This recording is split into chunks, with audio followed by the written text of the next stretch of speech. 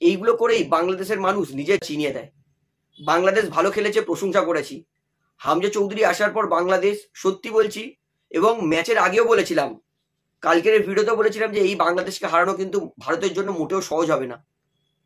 হামজা চৌধুরী এসে বাংলাদেশ দলটাকে, বিশেষ করে বাংলাদেশের ডিফেন্স দুর্দান্ত করে তুলেছে, এবং একটা ডিফেন্সিভ মিডফিল্ড, সেন্ট্রাল মিডফিল্ডারের প্লেয়ার হয়েও তিনি এত সুন্দরভাবে খেলা তৈরি করেন। তিনি বারে বুঝিয়ে দেন কেন তিনি অত বড় ক্লাবে ফুটবল খেলে এসেছে, কেন তিনি যথেষ্ট রেপুটেটেড প্লেয়ার ইংলিশ প্রিমিয়ার লিগের। হামজা চৌধুরীর জন্য ক্লাব, সত্যি বলছি, আজকে হামজা না থাকলে হয়তো ইন্ডিয়া গোল পেতে পারতো, কিন্তু আমার কথা হামজা থাকবে না থাকবে সেটা নয়। হামজা চৌধুরী তো অন্যান্য দলের বিরুদ্ধেও খেলেছে, তখন তো বাংলাদেশ গোল খেয়েছে। আর ইন্ডিয়া তো অন্যান্য দলের বিরুদ্ধেও খেলেছে, তখন তো ইন্ডিয়া গোল করতে পারেনি। তাই হামজা ভালো খেলেছে তো কোনো সন্দেহ নেই, বাংলাদেশ ভালো খেলেছে তো কোনো সন্দেহ নেই, কিন্তু অন্যান্য দলের বিরুদ্ধে যখন ইন্ডিয়া খেলে তখনও ইন্ডিয়ার ফলাফল এই একই থাকে, ইন্ডিয়ান টিম গোল করতে পারে না।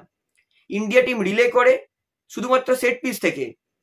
হামজা চৌধুরী আজকের বাঁচিয়েছে, ঠিক আছে, কিন্তু অন্যান্য দলে তো হামজা চৌধুরী থাকে না, তখন কেন ইন্ডিয়ান টিম পারে না?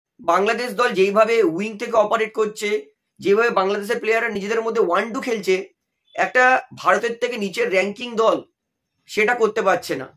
বাংলাদেশের হামজা চৌধুরী যেভাবে ইনস্টেপ থেকে, পায়ের আউটস্টেপ থেকে বল ঠিক বাড়িয়ে দিচ্ছে উইং থেকে, সেটা আমাদের ইন্ডিয়ান টিমে করার কেউ নেই।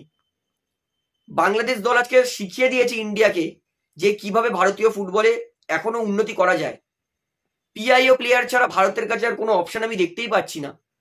রায়ন উইলিয়ামস খুব কষ্ট করে ইন্ডিয়ার পাসপোর্ট পেয়েছি, ইন্ডিয়ার কাছে, ইন্ডিয়ার হয়ে খেলবে।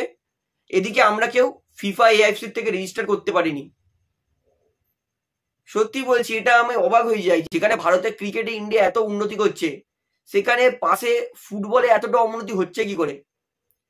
আমি শিওর যে 4-5টা পিআইও প্লেয়ার নিয়ে আসুক, ভারতীয় ফুটবলটাকে বাঁচাক। ভারতীয় ফুটবলে আমি কিছু দেখতে পাচ্ছি না আর। এত দুঃখ লাগছে, আপনাদেরকে কি বলবো।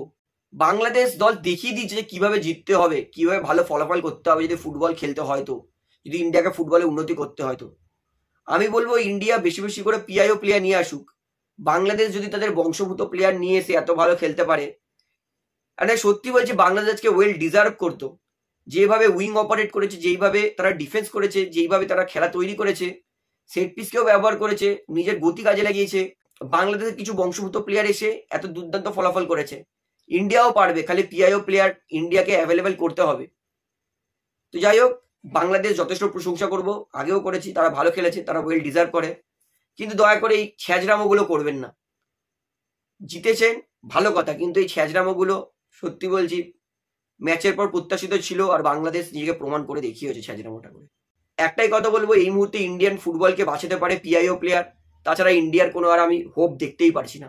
এই দলটাকে আমার হোপলেস মনে হচ্ছে।